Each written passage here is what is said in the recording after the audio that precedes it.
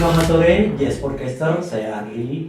Hari ini kita mau ngobrol-ngobrol tentang investing di saham.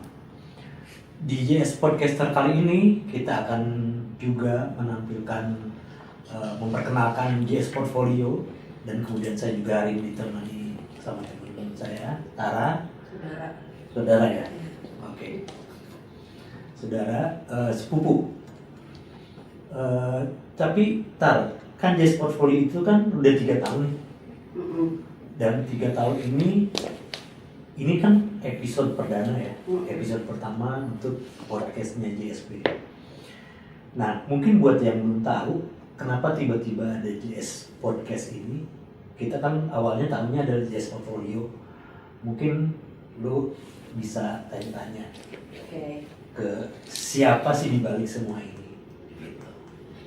Mungkin sebelumnya saya mau memperkenalkan diri saya dulu. Saya Tara Amalia Diandra, biasa dipanggil Tara atau Diandra tergantung kedekatan kita. Kalau keluarga biasa manggil Diandra. Saya ini hanya seorang awam yang pengen belajar soal pasar modal dan segala hal yang berhubungan dengan pasar modal, sekaligus sharing dengan pemirsa, penonton, netizen, dimanapun, siapapun itu, dimanapun kalian berada. Nah, di podcast JS Podcast yang pertama ini hadir bersama saya seorang tokoh expert ahli di bidang pasar modal, Bapak Juliardi Sultan. Bapak Juliardi Sunendar ini atau yang akrab dipanggil Pak Jul atau Pak Juli, ini tidak lain dan tidak bukan adalah ayah saya sendiri. Jadi saya manggilnya ayah. Jadi bisa dibayangkan bagaimana nasib ayah saya ini kalau saya udah mulai nanya-nanya, bikin pertanyaan dan minta tips ini dan itu. Kalau tagihan kartu kredit saya udah datang, itu termasuk resiko pekerjaan ayah. Nah, mungkin sedikit latar belakang tentang ayah ya, kan ayah adalah seorang researcher, investor, dan advisor di bidang pasar modal ya. Yeah. Dan tidak hanya di Indonesia kan, bukan cuma BEI aja. Ya, senang lihat di luar juga. Di luar juga kayak di New York Stock Exchange, di Hong Kong, di Singapura, di KL ya. Yeah. Terus juga mengeluarkan buku kan ya, udah menerbitkan 3 buku. Ya, 3 so far. Bukunya judulnya Cara Simple Berinvestasi di Pasar Modal. Itu ada 2 buku. Ada 2 buku. Terus ada Cara Mudah Memahami Laporan Keuangan. Itu baru 1 buku ya. Yeah. Nah, ini aku udah baca sih, dan bahasanya tuh simple, nggak ngejelimet, gampang dimengerti. Baik buat siapapun itu ya. Buat siapapun, umur berapapun, mau baru beginner maupun yang udah advance, ini it's a very easy reading. Jadi kalau yang belum punya bisa dibeli di Tokopedia. Di Awas Pemalsuan. Atau di yang kalau digitalnya kan bisa dibeli di Google Play. Di Google Play. Yeah. Terus ayah juga menyelenggarakan seminar ya setahun sekali, The Buffett Way. Ya kan? Kapan sih nextnya? Kalau yang nextnya kalau nggak salah itu bulan Februari ya? Februari ya, 2023 ya. Udah berapa kali? Ini mungkin keempat ya. Dan biasanya sambutannya cukup oke ya? Banyak dan ramai. Pesertanya cukup banyak, bisa sampai 100-an, malah lebih. Oh ya. Terus saya juga sering jadi narasumber di berbagai forum investasi, jadi pembicara juga di seminar-seminar lain. Pokoknya ya cukup impresif dan cukup aktif dalam bidang ini. Nah, sekarang ini nih ada satu topik yang kita mau bicarain dan tanyakan ke ayah, yaitu yang namanya waran terstruktur. Ini kan kita dengar-dengar nih katanya sekarang BEI akan meluncurkan, ada wacana untuk meluncurkan instrumen atau produk baru yang namanya waran terstruktur ini. Apa sih ya, bisa dijelaskan nggak sih ke kita itu apa sih sebenarnya produk itu? Oke. kalau bicara tentang produk pasar modal memang nggak pernah ada berhentinya. Eh, Jazz portfolio sendiri itu sebetulnya baru 2 tahun, bukan sudah 3 tahun. Jadi baru 2 tahun, baru akan 3 tahun itu Mei tahun depan. Kemudian soal seminar itu selain The Buffett Way, ada lagi satu seminar anatomi laporan keuangan, karena tanpa memahami laporan keuangan tentunya kita nggak bakal bisa tahu apakah harga yang kita beli itu lebih mahal atau lebih murah dibandingkan dengan value perusahaan tersebut. Nah, terkait produk baru ini yang disebut warranty structure, diyakini bakal menarik banyak minat investor. Karena memang seperti disampaikan oleh OJK dan Bursa Efek Indonesia, salah satu karakter dari warranty structure ini adalah dana yang digunakan oleh investor jauh lebih kecil dibandingkan dengan kebutuhan kita untuk melakukan pembelian saham secara langsung. Jadi ini perbandingan antara membeli saham dan membeli warranty structure ya, terstruktur. Itu yang harus diingat. Kalau kita membeli saham, itu kita berinvestasi di perusahaan. Tetapi warranty structure ini bukan investasi. Warranty structure ini adalah satu produk derivatif, produk turunan dari transaksi saham. Yang tidak lain adalah kalau di luar, di Amerika itu sudah ada pasar tersendiri yang berbentuk option market. Tidak pernah kita dengar option investing, pasti option trading. Jadi dalam hal ini sekali lagi warranty structure itu bukan investasi.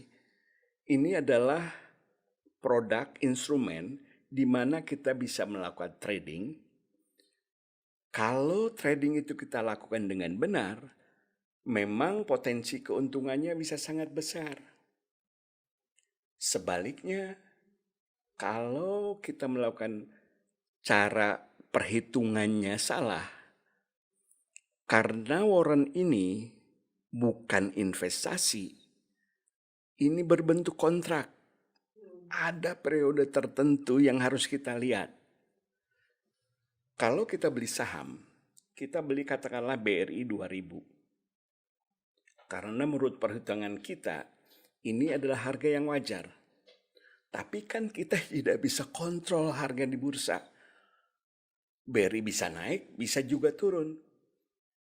Karena kita sudah comfortable membeli BRI di 2000, kalau kita beli sahamnya, turun pun kita tidak ada masalah. Kita bisa pegang saja saham itu. Tetapi kalau dengan warranty structure, kita katakanlah membeli warranty structure dengan strike price di harga 2000. Dengan jangka waktu, katakanlah 2 bulan. Jadi dalam warranty structure ini kita harus tentukan, karena ini kontrak nih, berapa lama kontrak itu kita berlakukan. Ini kontrak antara investor dan si penerbit issuernya. Iya, kalau bedanya, kalau option original party yang menerbitkan option itu adalah bursa yang bersangkutan. Tetapi warranty structure diterbitkan oleh sekuritas. Jadi dalam hal ini kita melakukan kontrak dengan sekuritas yang bersangkutan sebagai penerbit warranty structure ini. Kontraknya tergantung kesepakatan apakah kita mau sebulan, 2 bulan, atau setahun. Jadi BEI hanya memfasilitasikan saja ya? Transaksinya dilakukan di BEI. Oh, oke. Nah, dengan pengertian itu ada batasan waktu. Kalau kita memilih 2 bulan, kita tidak pernah tahu harga BRI bisa naik atau turun. Kalau kita dibilang bahwa kita membeli warrant untuk BRI dengan strike price 2000 dan karena itu kita membayar premi, katakanlah premi 20 perak. Karena dia persentase dari harga saham. Nah, dalam penentuan premi ini ada perhitungannya tertentu, ada time value of money. Semua masuk untuk kami. Sehingga nanti terjadi perubahan besarnya premi itu dengan berjalannya waktu dan dengan naik turunnya harga. Ya, tapi basicnya adalah kita beli premi supaya kalau misalnya harganya naik kita bisa menikmati kenaikan harga. Kalau harganya turun kita hanya terbatas kerugian kita dengan premi yang sudah kita bayar. Itu basicnya. Jadi pembayaran premi itu bagusnya kita sudah tahu nih maksimum risiko itu berapa. Ini bagusnya instrumen option atau warrant structure. Yang bahaya itu kalau kemudian instrumen ini juga dilakukan dengan margin trading yang akan memang kalau betul melipat gandakan keuntungan, sebaliknya kalau salah melipat gandakan kerugian. Tetapi balik lagi karena dia kontrak, kalau misalnya dalam 2 bulan berikutnya harga BRI itu tidak kemana-mana atau bahkan turun, maka premi itu hilang. Nah sebaliknya, kalau ternyata BRI itu naik jadi 3.000 nih dalam 1 bulan itu, mereka yang membeli saham kan untungnya 50% tuh. Dari 2.000 menjadi 3.000 kan, naik 1.000, untung 50%. Tetapi dalam hal warrant structure, yang kita lihat adalah premi yang tadi kita bayar 20 perak. Di pasar ini, harga premi pada saat BRI jadi 3.000 tidak mungkin lagi 20 perak. Kalau harga BRI naik ke 3.000, tentunya premi yang memberikan hak kepada kita untuk membeli di harga 2.000 tidak bisa lagi 20, tapi mungkin jadi 1.000. Karena itulah kita bayar premi 20, kemudian kita bisa menjual hak kita membeli BRI 2.000 dengan premi 1.000. Dengan perkataan lain, kita dapat 1.000, kita cuma mengeluarkan 20. Itulah keuntungan besar dibandingkan dengan keuntungan 50% kalau yang kita lakukan adalah kita membeli saham BRI gitu. Ya karena yang dijual belikan udah preminya, bukan sahamnya. Hak hak membelinya yang memberikan kepada kita premium. Berarti kan ini derivatif ya, ini turunan. Ya kan, turunan. Nah, aku pernah dengar Buffett pernah ngomong bahwa produk-produk derivatif itu adalah sebenarnya financial weapons of mass destruction. Dari tadi kan kita ngomongin kalau BRI-nya naik ke 3.000. Nah, yang dimaksud dengan statement ini tuh apa sih ya? Ya itu dia. Jadi warrant structure ini tidak lain adalah bentuk option. Yang dikatakan, unfortunately, yang dikatakan oleh Warren Buffett ini adalah warrant structure ini merupakan bagian kecil, sebagian dari produk option yang justru risikonya itu bisa sangat besar. Karena kalau dibilang option, kan warrant structure ini cuma ada 2 nih. Investor cuma boleh buy call dan cuma boleh buy put. Dalam hal option, jadi lupakan istilah put atau call. Kalau kita dengar buy, itu berarti kita harus mengeluarkan uang, udah pasti. Nah, karena kita mengeluarkan uang, berarti kita menciptakan risiko. Dengan warrant itu dalam bentuk kontrak, risiko itu ditambah lagi dengan berakhirnya masa kontrak. Kalau kita beli saham, tidak ada masa kontrak. Iya. Nah, kenapa tidak disebut option? Karena dalam option, selain kita bisa buy call, buy put, juga sell call, sell put. Lupakan put atau sama call. Begitu kita dengar sell, kita dapat uang. Yang dilakukan Buffett, meskipun dia bilang derivative is financial weapon of mass destruction, dia sendiri melakukan itu. Tapi yang dia lakukan adalah yang sell call atau sell put. Hari ini Buffett itu masih punya posisi sell put yang dia bikin tahun 2008. Waktu 2008 kan krisis di Amerika, semua indeks turun kan. Si Buffett dia melakukan sell put pada saat harga turun. Dengan dia lakukan sell put, dia mendapatkan premi di depan 4,9 miliar dolar. Itu langsung menjadi income-nya dia. Fast forward ke sekarang, kan indeks sudah naik luar biasa. Sehingga buy put di harga indeks pada saat itu yang sudah praktis jadi nol. Kalau indeks itu turun lebih besar dari 2008, dia harus beli kan? Tetapi sekarang kan faktanya semua harga naik nih. Dari sejak 2008 itu. 2008 itu S&P 500 kalau nggak salah turun ke 1.500 atau berapa gitu. Hari ini kan udah di atas 4.000.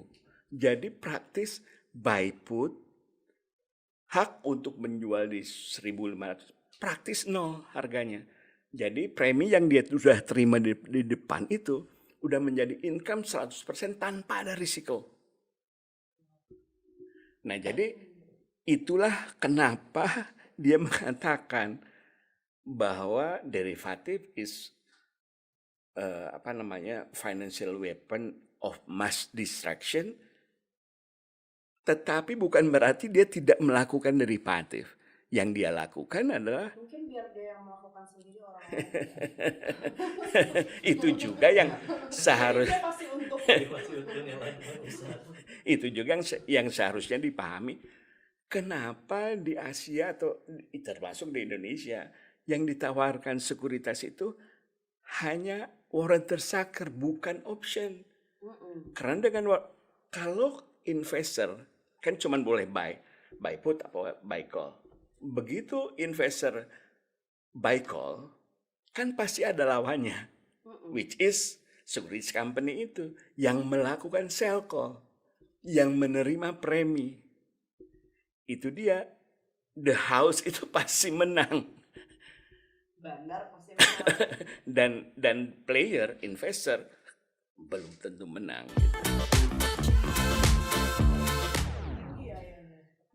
Itu Maksudnya dia. yang digembar-gemborkan selama ini kan selalu keuntungan aja. Enggak, tetapi di satu sisi Kalau nggak leverage mungkin itu satu. iya. Yang keduanya kita bicara misalnya produk satu tadi kan kita bicara buy call. Sekarang produk satunya lagi di BI ini kan buy put. Buy put adalah hak kita untuk menjual di harga yang kita tentukan.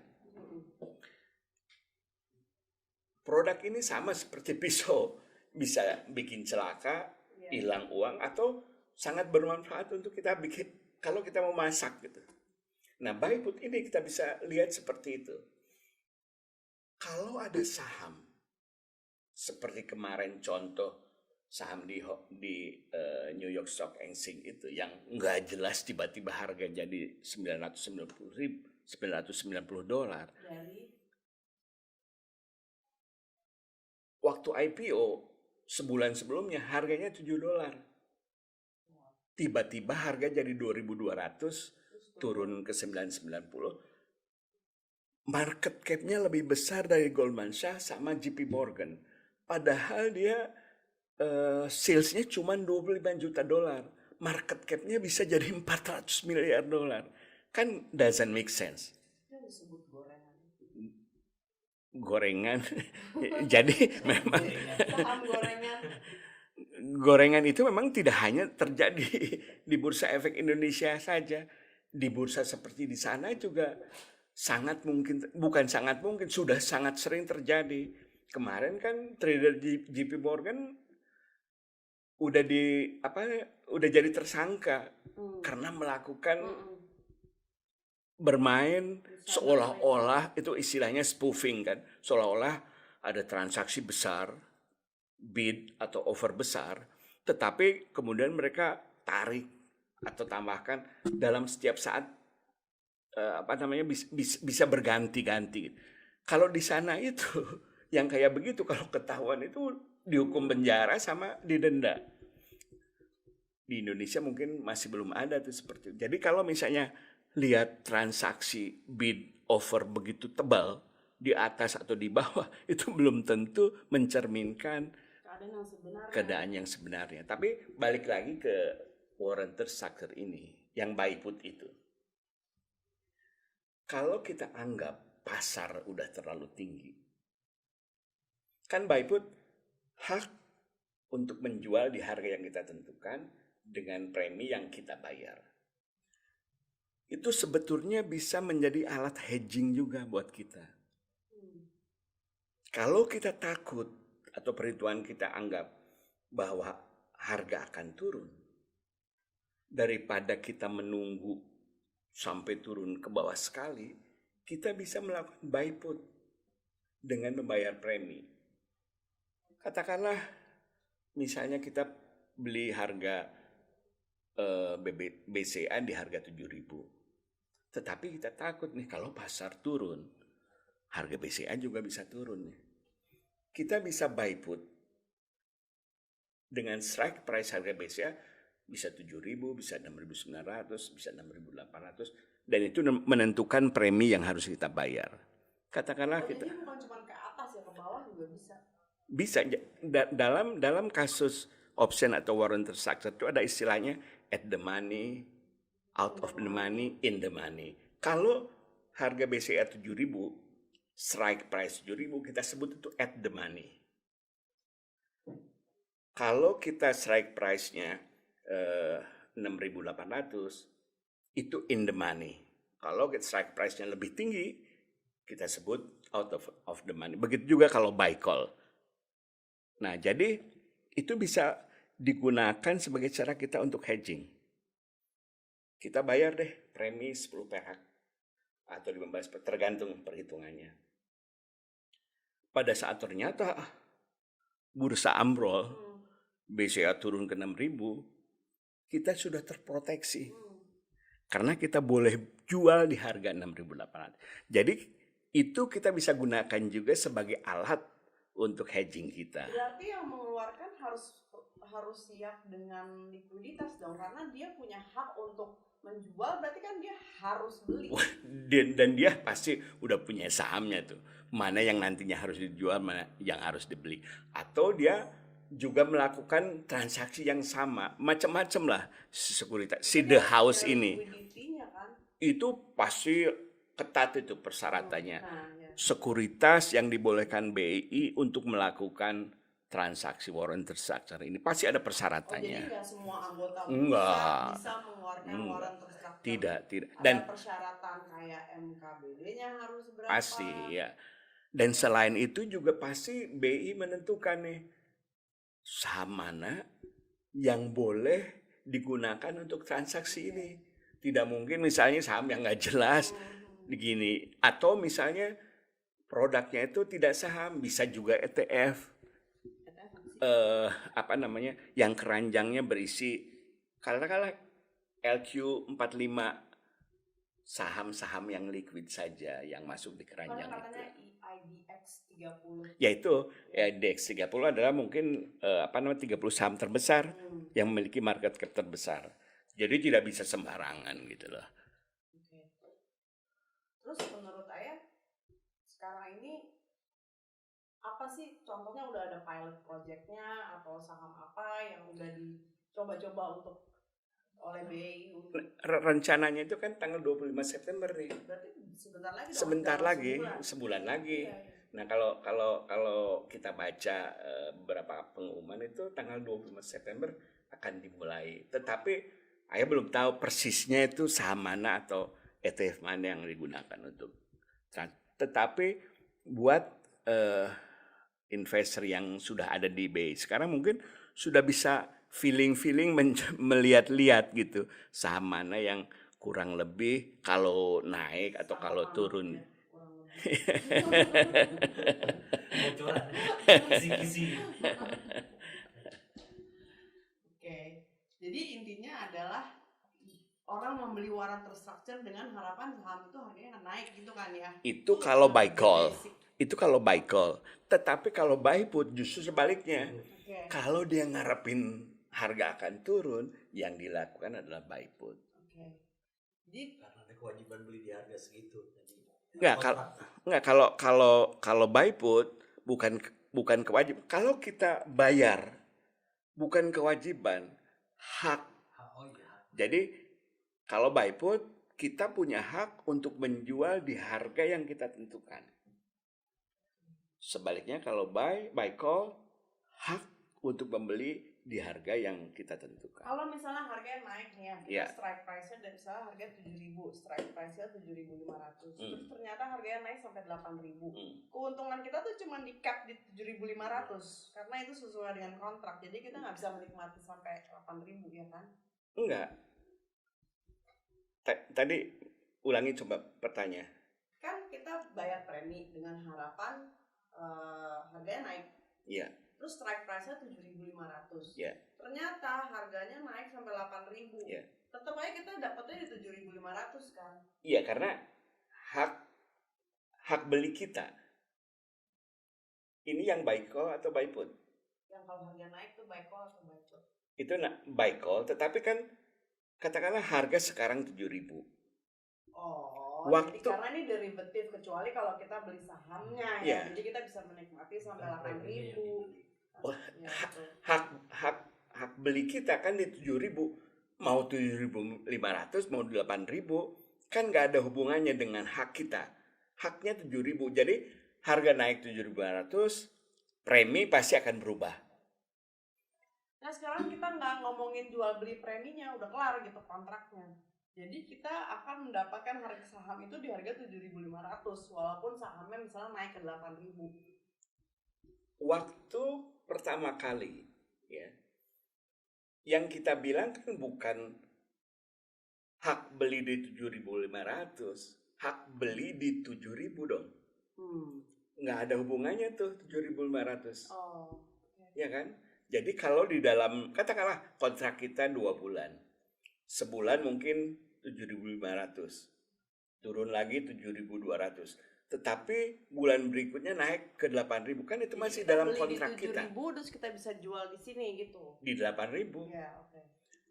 Nah, ini yang harus dipastikan juga di BI itu, apakah kontraknya itu kontrak American style atau European style.